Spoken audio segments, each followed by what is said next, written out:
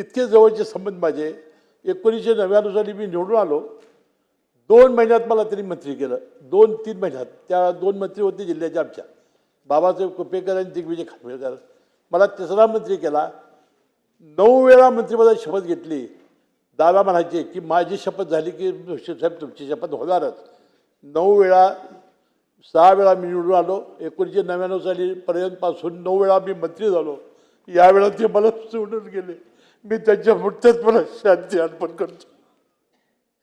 आणि त्याला दिष्ट लागली. ते अतिशय कपडे बिपडे अशी व्यवस्थित वापरायचे. तुम्हाला माहिती असेल की विधानसभेमध्ये नागपूरला अधिवेशन असलं की जोधपुरी कोट वेगवेगळे रोज घालायचे. इथं हिवाळी अधिवेशन असलं की रोज जॅकेट नवीन, आणि उन्हाळ्याच्या वेळेला फक्त पांढरा झब्बा. असे 3 विधानसभेचे त्यांचे ड्रेस असायचे. रोज ते कपडे बदलून व्यवस्थित यायचे. टापटीप असायची, गॉगल घालायचे. 26 जानेवारीचा फोटो बघा, अध्यक्ष महोदय, झेंडावंदन झालेलं होतं प्रजासत्ताक दिनाचं, आणि त्यांनी सॅल्यूट मारलेला आहे.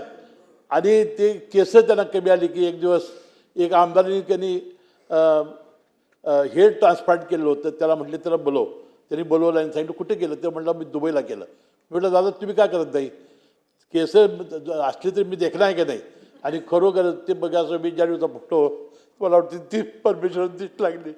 मी त्यांच्या आत्म्याला शांती करावी.